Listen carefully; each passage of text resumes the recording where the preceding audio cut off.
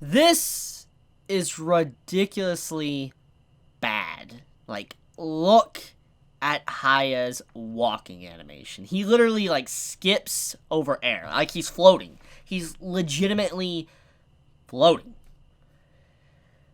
Oh, this episode is... Oh. Like, I have to say, this is probably the weakest episode of this series yet. And there's been a lot of good episodes. Like, honestly, like, almost every episode of Dororo has been very good. But this is truly just, like, a bad episode. Like, it had potential to be very good, but it was just, it fell flat. It literally, it fell flat right outside the gate when it came to this episode start. So, why is that? Why is this episode bad? Is it bad because of plot reasons? No, it's not. It actually has a really good story and a good plot in this episode. It's just bad because the overall directing of this episode is just so horrendously bad that it doesn't feel like Dororo. And thankfully, I was told on Twitter why I felt that. So apparently, this week's episode of Dororo, we had a new art director / storyboard director, the same person leading both, that was in charge of this episode, for this week only. Thank God.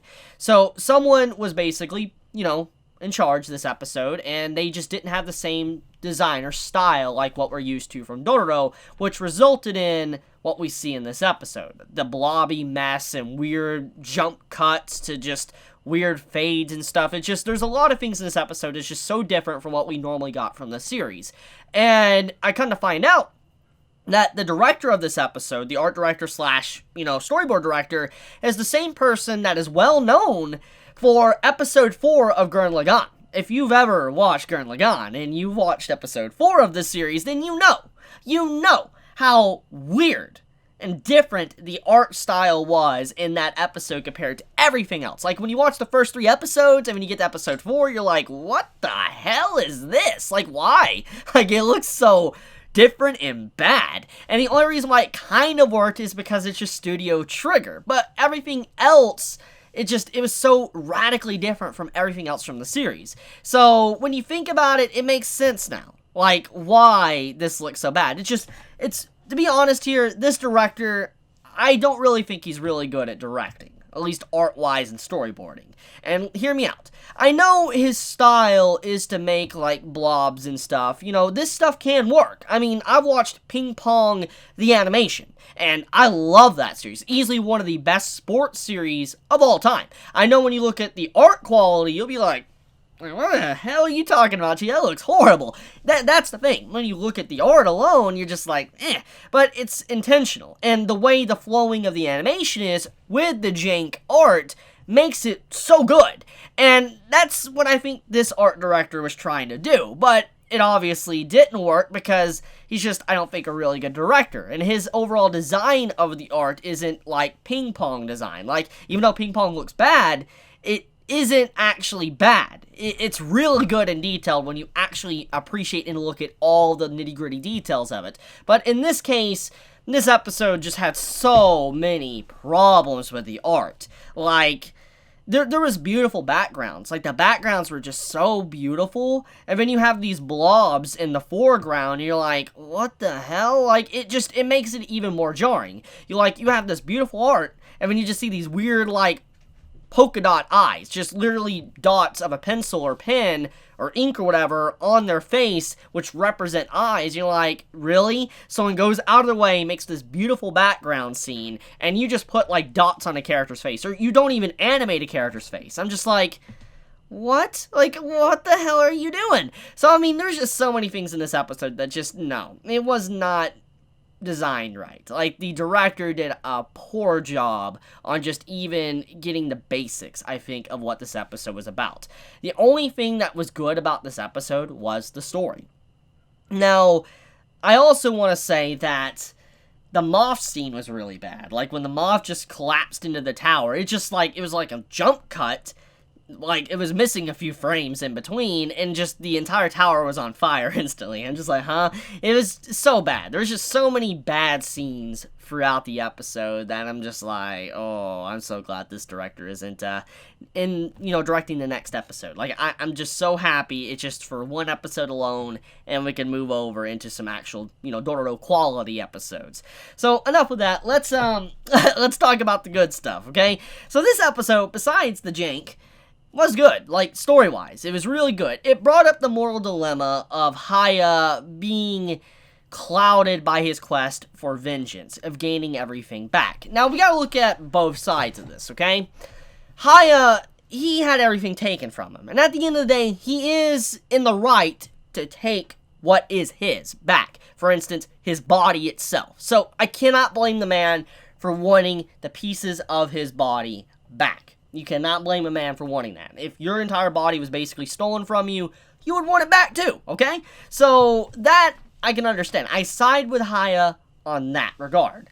However, Haya shows an element to him that is very inhuman. Like, he is disconnecting himself from the people he is hurting.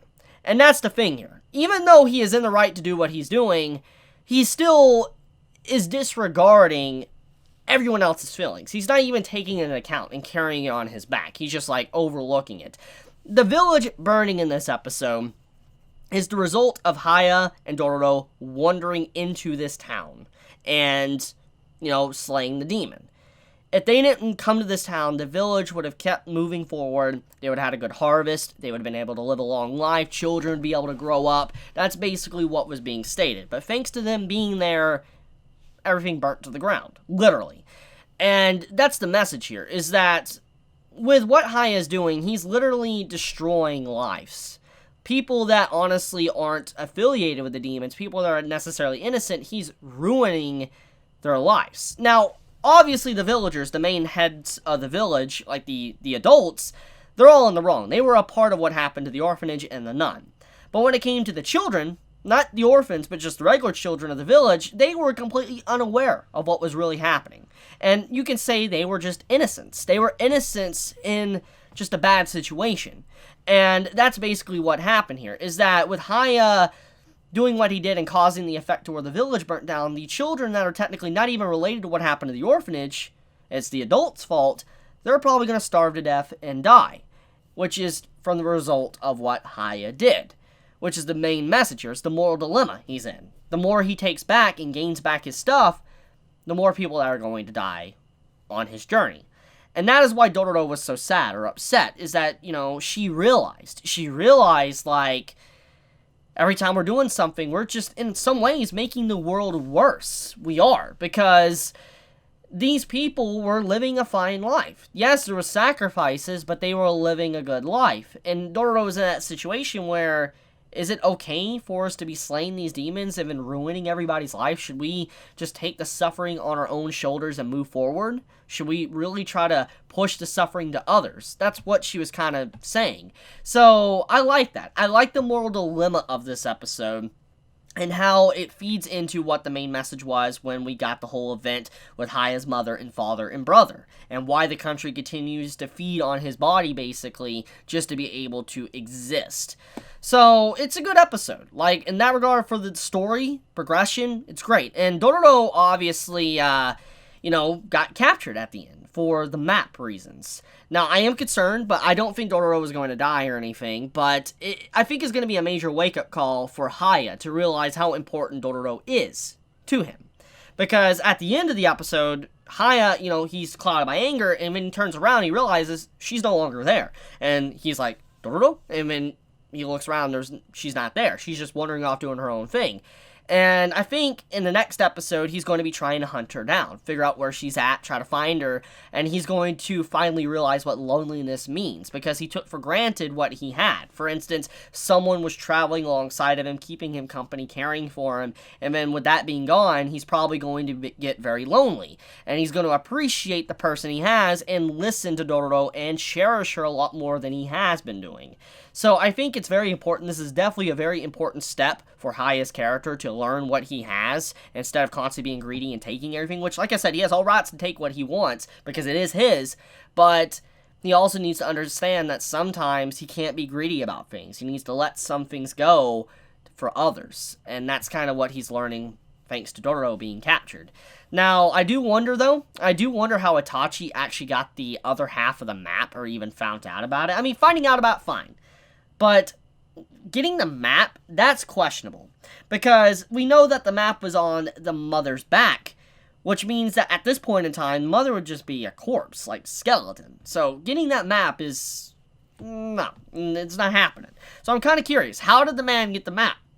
Are you telling me that the man was following Dororo and the mother until she killed over and then secretly watched and then took the map off her back or something? That's the only thing I could assume that would make sense in this situation. But I think that's about it. Let me know your thoughts in the comments below. If you enjoy my content, please subscribe. If you like this video, please leave a like. And if you want to get notified for whenever I upload a video, please click the bell icon down below. And with that, Chibi out.